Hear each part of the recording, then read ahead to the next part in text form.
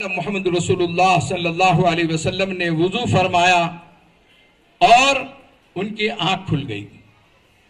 آپ کو یہ تعجب نہیں ہونا چاہیے، اس لیے کہ اس درسگاہ میں علماء ہندوستان کے تقریباً 300 علماء کرام ٹاپ لیول کے، ہائی لیول کے جو ہے تشریف لا چکے ہیں۔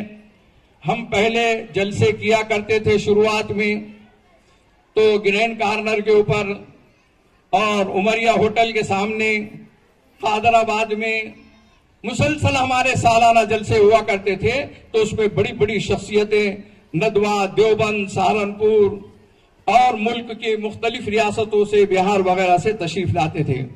اب یہ سلسلہ تھوڑا سا تھم گیا ہے یا کم ہو گیا ہے، لیکن ہم ان بچیوں کی حوصلہ افزائی کرنا چاہتے ہیں اور آپ کو ایک میسج دینا چاہتے ہیں کہ اس ادارے سے محبت رکھیے، ان مہمانان رسول سے محبت رکھیے، آپ افواہوں پر دھیان مت دیجیے۔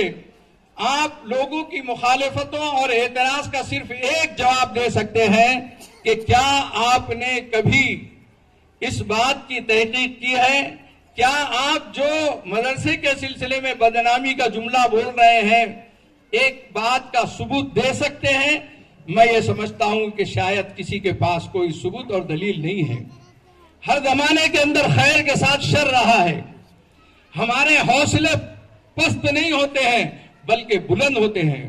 ہم کو کام کرنے میں، سلیقے کے ساتھ کام کرنے میں، ہم کو اللہ کے فضل و کرم سے، لقمہ دینے والوں کی وجہ سے اور حوصلہ بھی ملتا ہے، اور اس میں ہم ترقی سے ترقی کرتے جا رہے ہیں، جو ابھی ڈائریکٹر سہیل احمد صاحب نے آپ کے سامنے پیش کیا ہے۔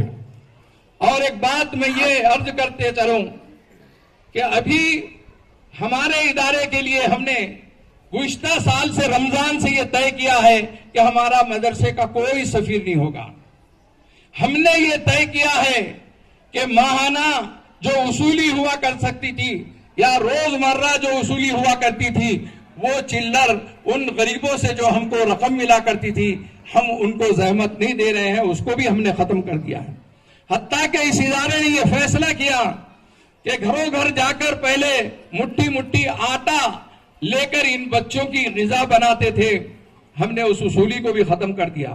اللہ نے کچھ احباب ہمیں ایسے عطا کیے ہیں کہ وہ یہ چاہتے ہیں، اور ہمارا یہ اعلان ہے کہ جس کو بھی اس ادارے سے ہمدردی ہے، وہ اس ادارے کے ساتھ تعاون کرنا چاہتا ہے، ہمارا ساتھ دینا چاہتا ہے، اس عزم اور حوصلے کے ساتھ آئے کہ یہاں میں میری زکوٰۃ لگاؤں گا، میرا مال خرچ کروں گا۔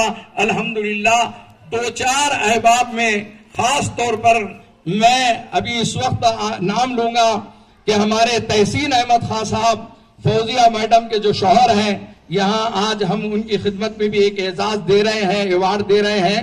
انہوں نے ہمیں بہت حوصلہ دیا، اور ان کے تعاون سے اور ان کے حوصلہ افزائی سے، اور سہیل احمد صاحب نے ہر ماہانہ جو ہے ہمارا آدھا چندہ ختم کر دیا ہے۔